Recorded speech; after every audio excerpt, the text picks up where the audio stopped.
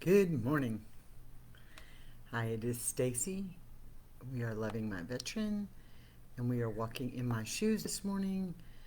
Again, I'm at mom, so we're gonna hope the internet holds on.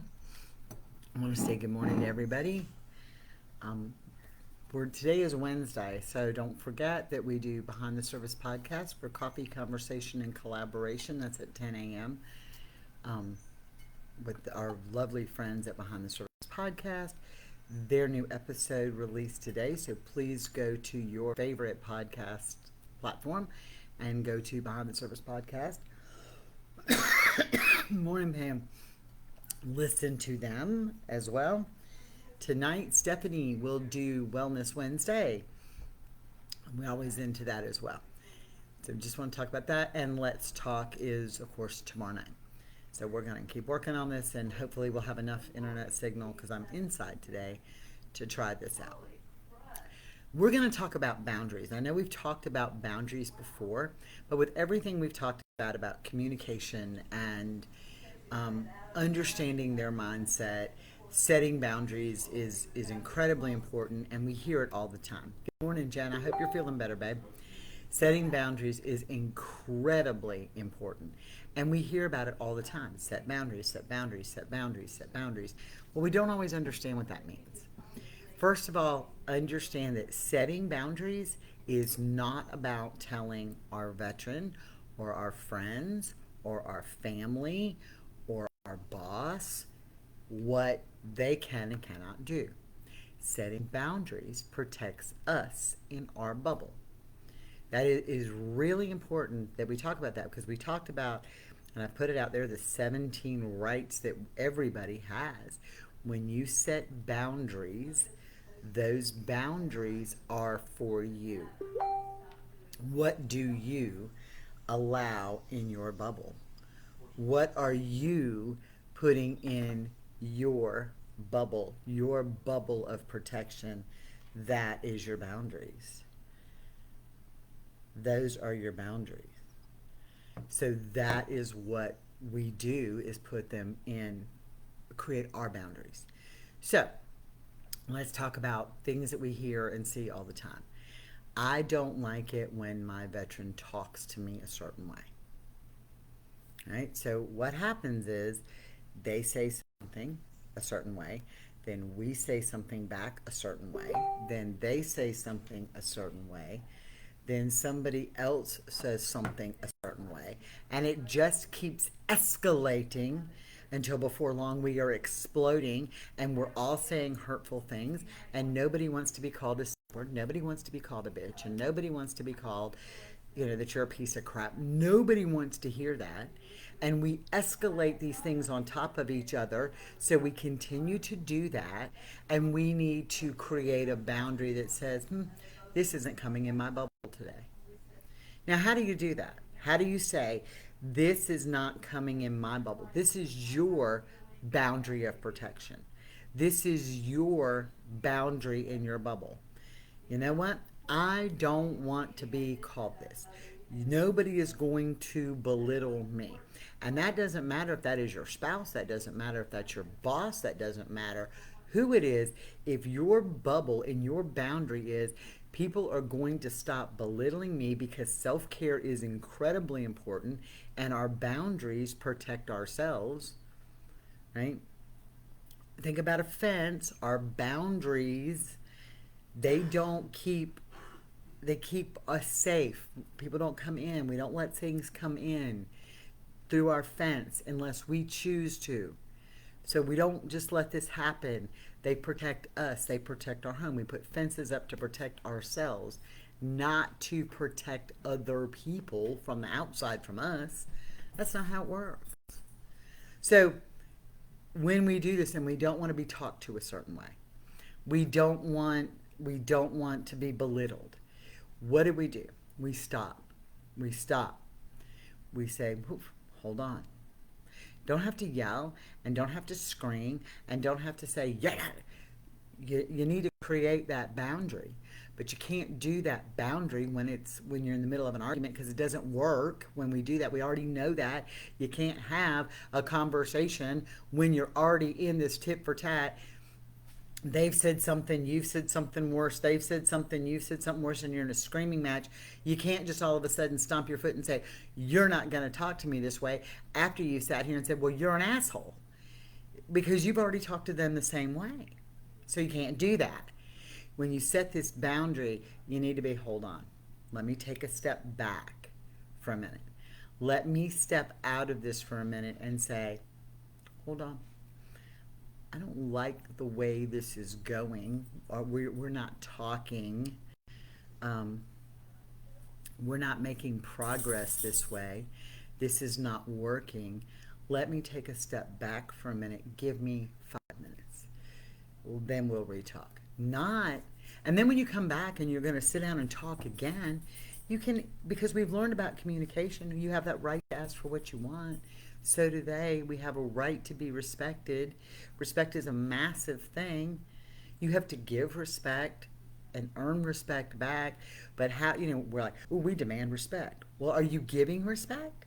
That's part of that communication to create this boundary. So no, we're not going to be talked to this way. Well, guess what? If we're not going to be talked to this way, they can't either. So what happens in reality? Take a step back for a minute. Take a step back for a minute. What happens when we are being called these words? I hate you, you're this, you're that. Good morning, Nakia. I don't like you, you're a bitch, I want a divorce, you're whatever. How often does it, I promise you, well, I can't promise you what happens in your life, but I can tell you what happens in mine. If he starts in and says something ugly to me, or I say something ugly to him first, he says something ugly, I say something ugly. He says something ugly, I say something ugly. You just need to go. You're not this. You're not worth. So it's just a bunch of screaming at each other. Neither one of us are respecting each other. We're all screaming at each other. I can't just wait in the middle of it and say, stop, you're going to respect me, because I didn't give respect first. I have to be able to respect his feelings first. I'm not perfect at it. I don't do it all the time. I try to respect him, but I don't. I truly respect who he is, but when we're at it, I don't always keep that boundary. I try, and more, and where Carl and I are getting better and better at communicating is, good morning. Where Carl and I are getting better and better at what we're doing, we don't fight any less. We don't disagree any less. We just change the way we do it. We still disagree. People disagree. But you have to do it with respect, because respect is the absolute key part in setting boundaries in communication. So you need to learn, we all need to learn, you're like, well, he doesn't respect me. Well, do you respect him? Because I'm going to tell you, when you watch what goes on over and over and over again in some of these other groups, and people just complaining about their veteran and this, that, and the other, you hear this. He's a piece of crap. He doesn't do this. He doesn't do that. I hate him. That. How much respect are you giving him? So how much are you getting back? You have to, one, respect yourself. Respect yourself is key. Number one, respect yourself.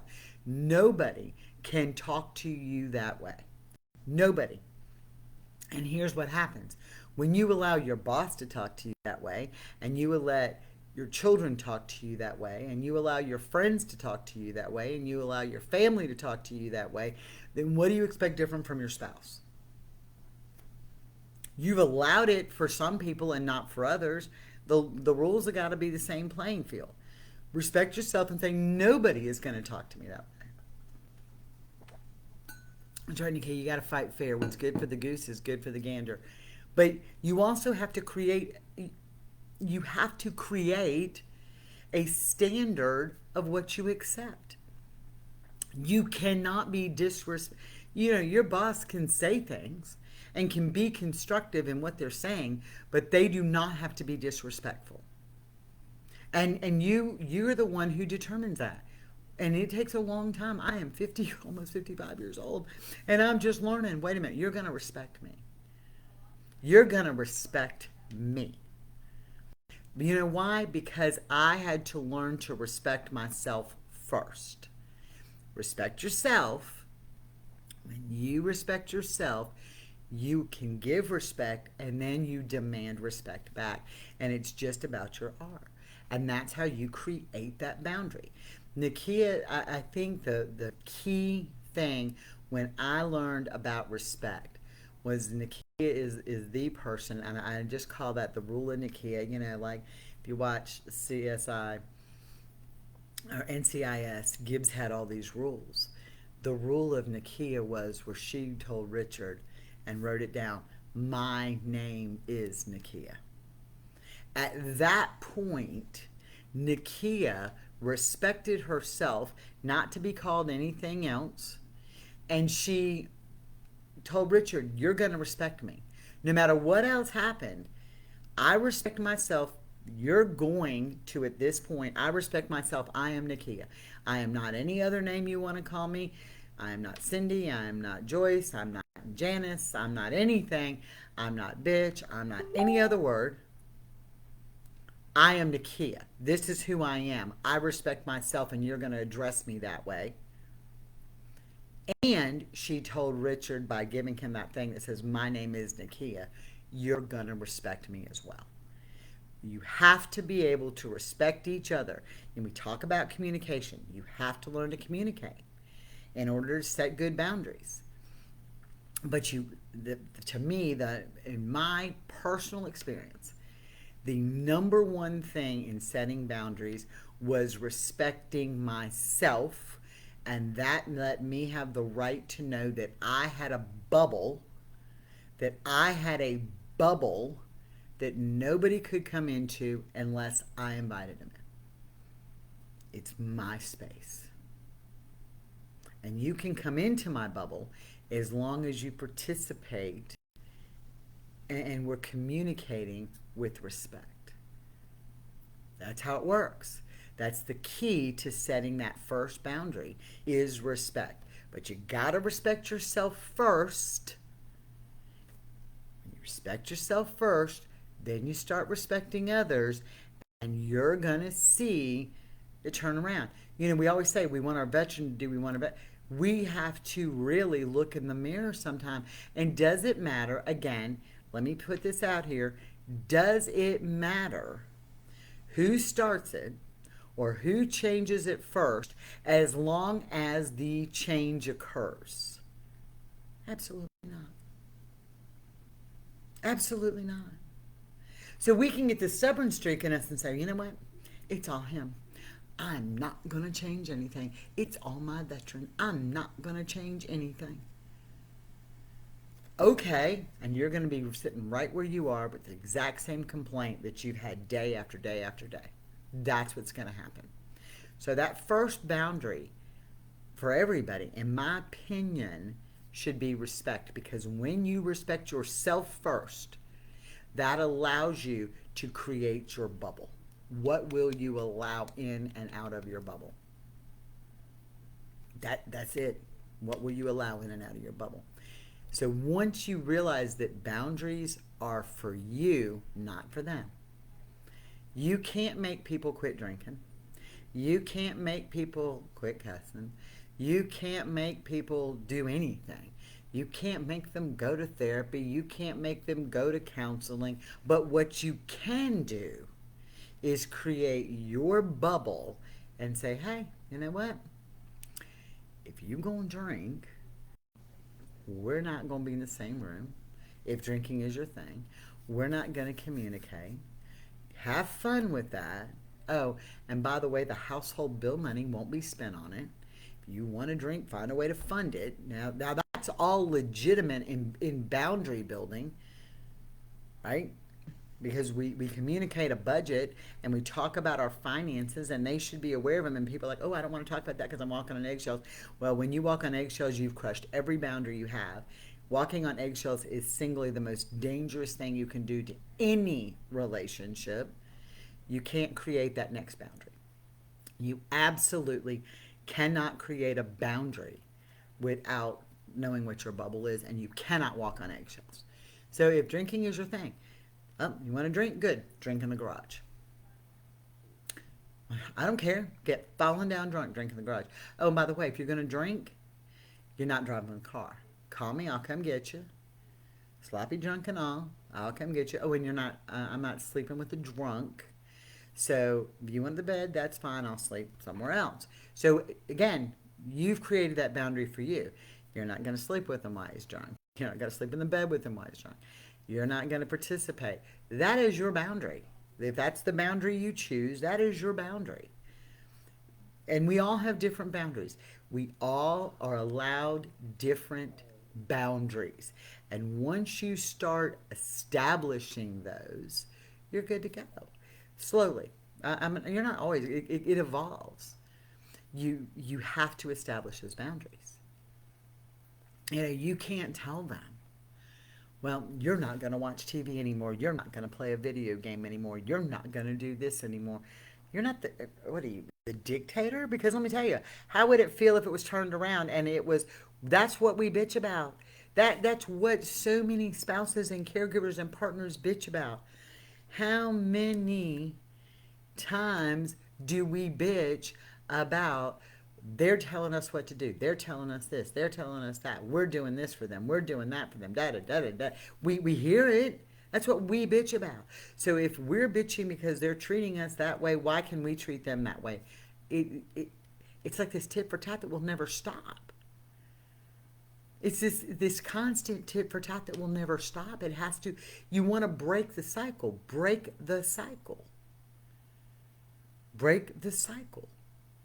So when you create a boundary, again, it's what you learn. So, don't want them to watch TV all the time? Okay. That's on them to watch TV. But there need to be responsibilities. And I'll use the grass as an example. Cutting the grass is like something I absolutely love. I swear to y'all, if a heron, my daddy's gone, and we've always said he comes back as a heron. If he flies right through the sliding glass windows and come and pecks me on the head, it's because I'm saying this. I love to cut grass. Don't ever tell my dad that because he would just but I love to cut the grass. I love it. I love to cut the grass. It is a big deal for me. Well, I can't. I'm really busy. Two, my health doesn't allow it as much. And so Carl used to cut the grass all the time, and then I'd go out and do it. I'm like, oh, I can do this. I like to do this, right? And I would tell him that. And so he stopped, and I took it away from him, basically. So the other day, I just took a deep breath, and I said, you know what? The grass is on you. I don't care how you cut it. That was a hard thing for me. I don't care how you cut it. I don't care when you cut it. But here's some parameters. Please do not let the grass get this high. Simple level. If you need me to help you, I will. Let me know. And but the grass is yours. It is now your ball game. So now that I have given him the grass, I can't take it back. Now that I've given him the yard, I can't take it back. Because that is instilling a faith that I don't trust him and that I don't believe he can do it and I don't think he's capable. What is that sending as a message? The same thing happens to us in any other relationship, in any other thing, whether it's with our parents, whether it's at work, whether it's with whomever. I can remember being at work and doing something and they're like, oh, you know what? I'll just do it. I'm like, whoa. I've done it. And I've done it well for a really long time. Nope, I'm going to take that back and do it now. And I'm like, hold on. But I'm the one who's now doing it and doing it well. Nope, I'm doing it. So what did it make me feel like? It made me feel like I wasn't capable of doing it. So when you have too much in your space, and we're all talking about feeling overwhelmed, when you give them something, they're accountable. But you know what? They are not accountable to do it on your time frame. Unless you give specific times that they acknowledge and agree to. But take it out of your bubble. You don't have to take that in. But you can't make them stop watching TV. You can't make them stop watching a video game. You can't make them stop doing anything. But what you can do is does it matter that they watch TV? No. Does it matter that they play a video game? No. But what do you want them to do instead? There's your key. There's your key. I hear spouses, caregivers, partners, whatever. My veteran needs to go to therapy. My veteran needs to go to counseling. My veteran needs to go to therapy. My veteran needs to go to counseling. My veteran needs to stop watching TV. My veteran watches video games all the time. I hear it over and over and over and over and over again. Okay, great. What do you hope to accomplish by your veteran going to therapy? Well, he just needs to go. Why? Because he has PTSD. Okay, I get that. Why? Well, he has explosions. Okay, I got that too. What is your end goal? What is your end game? Whatever your end game is, that's what you're going to work towards when you're creating your boundaries. Do you really give a crap? We use this analogy all the time. Does it matter that you get from point A to point B in a Lincoln with Matthew McConaughey driving it, or in the smart car? Yeah, the journey might be better, might seem a little better in the car with Matthew McConaughey driving it. But at the end of the day, whether Matthew McConaughey's driving your Lincoln or whether you driving the smart car, if you get to the same place where you want to be at the end, does it matter how you get there? Does it matter how you get there? That is part of your boundaries. Your part of your boundaries has to be what you are and are not going to allow in to protect you personally, your personal thing, and part of your goals, which are still part of your boundaries, because we got to understand that goals and boundaries, everything intertwines, is where do you want your end game to be? Right, I'll take the Lincoln along with Matthew McConaughey driving it. But where do you want your end game to be? So that's what matters. If you don't want him to play video games, why is them playing video games bothering you? Well, because I feel like I'm doing everything, because he's not communicating with me, because we're not having time. Great. You don't want him to stop playing a video game. You can't dictate that to them. So you now want time. And that is something you need in your boundary.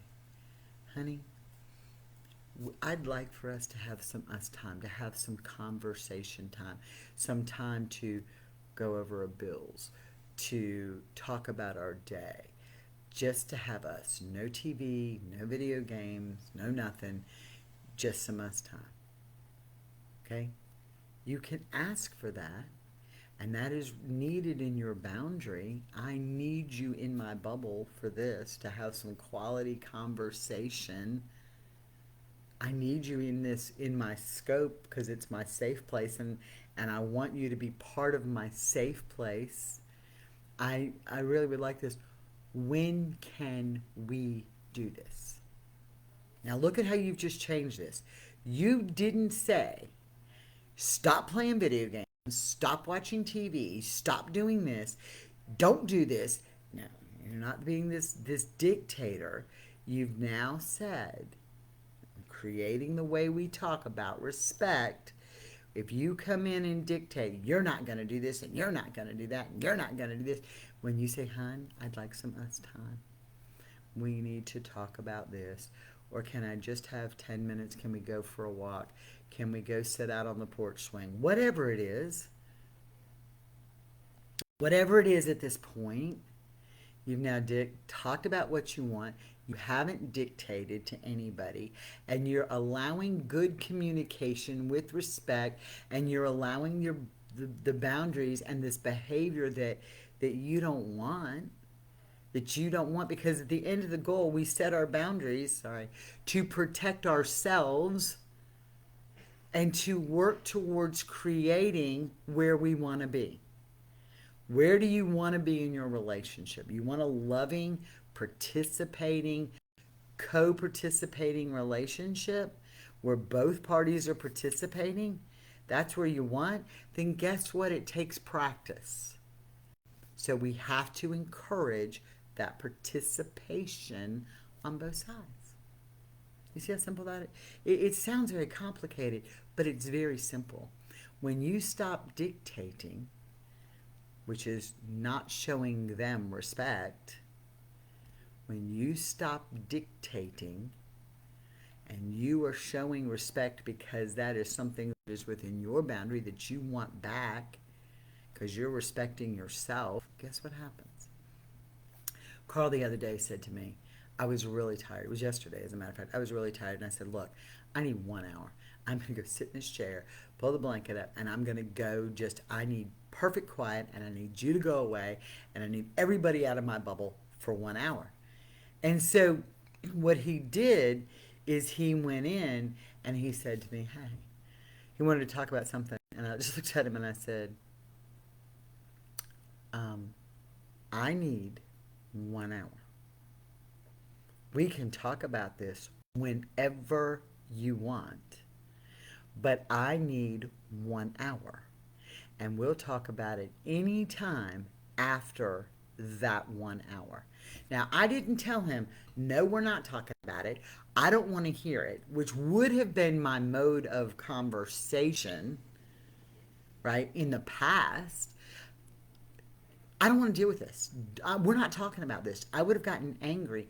And I just looked at him and I said, I just told you I need 1 hour.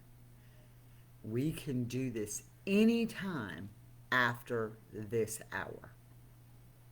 Guess what that did for my boundary? It reinforced my boundary that I am important. Okay? It reinforced my boundary that I was important. And we had communication. I didn't discredit him. I didn't say what you had to say wasn't important enough for me to listen to. I didn't do any of that. But I stood firm to what I said.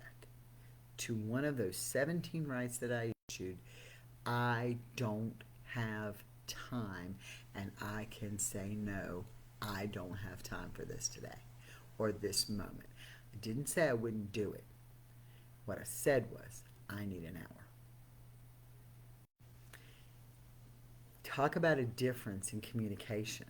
You talk about those boundaries that we set.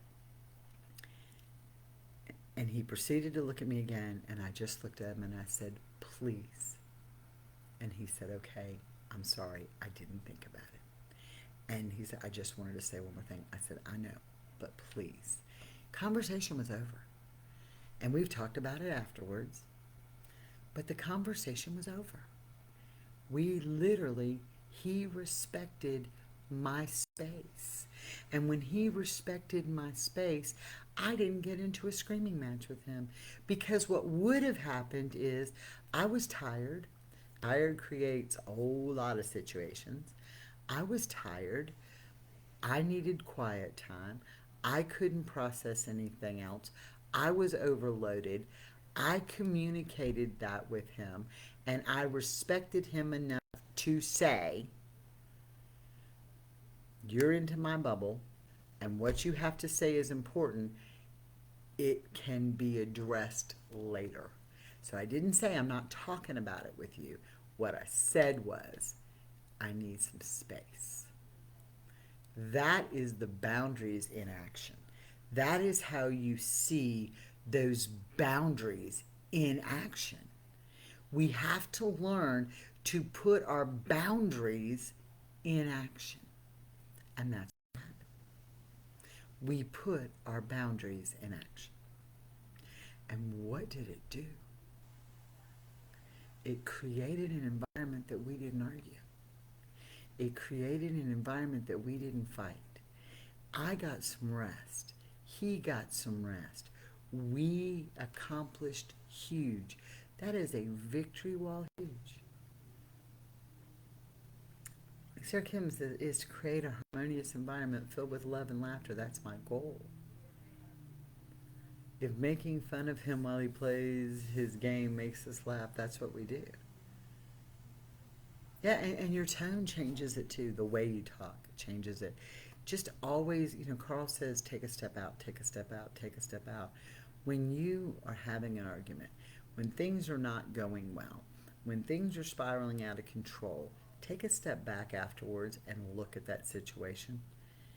I used to say to Carl all the time, I just want to record this so you can see how you're acting. And he would say to me, I want to record this to see how you're acting. And it's strange because when you do listen to it, and I've done it, when you do listen to it, you both act in the fool. And that's what happens because it just escalates. But we don't see our own fault, and they don't see their own fault. So now it's just this big escalated mess because it's easier to divert to somebody else and push it off and deflect it to somebody else. And that's what happens. But this is how you put boundaries in action. This is what it is about, creating boundaries. And you have that right. Set your boundaries and enforce them. I didn't stand there and scream like, I used the perimeter fence. Like, I didn't pull out a freaking shotgun and say, you're not crossing my perimeter fence, with that attitude. I just said, nope, not doing it. And if you would have continued, I would have gotten up and walked off and said, I'm going to go lay down in the bed now, and gone to bed and lay down. And that would have been still enforcing my boundary without a fight. And that's what we do. All right, y'all. Well, I've got to get off of here because I finally am going to get this mullet look cut today. We're still at Mom's. We should be going home hopefully the end of the week. She's doing much, much better. So y'all have a blessed day. Again, pop on Sarah if you to see them. Tell them I had to do an appointment I had at 10. Behind the Service podcast. They're doing coffee conversation and collaboration. Stephanie will do Wellness Wednesday. Thursday is Let's Talk. Big, big, big announcements coming up next week. Huge, huge, huge announcements coming up next week. Can't wait to share them all with everybody. So y'all stay tuned, be excited, be engaged. Have a blessed day. Work on your boundaries. Put your boundaries in action. Let's talk tomorrow. Tomorrow, when we get in, or let's save them for Fabulous Friday. When we get to Fabulous Friday, I want y'all to comment how you put boundaries in action. Let's talk about what we did to put boundaries in action. And Sarah's going to share the link for, thank you, for Behind the Service podcast, coffee conversation collaboration. But let's put how we put our boundaries in action. That's what we need to do. Y'all have a blessed day. I am Stacy. This has been Walking in My Shoes. We are loving my veteran. Enjoy your day. Bye.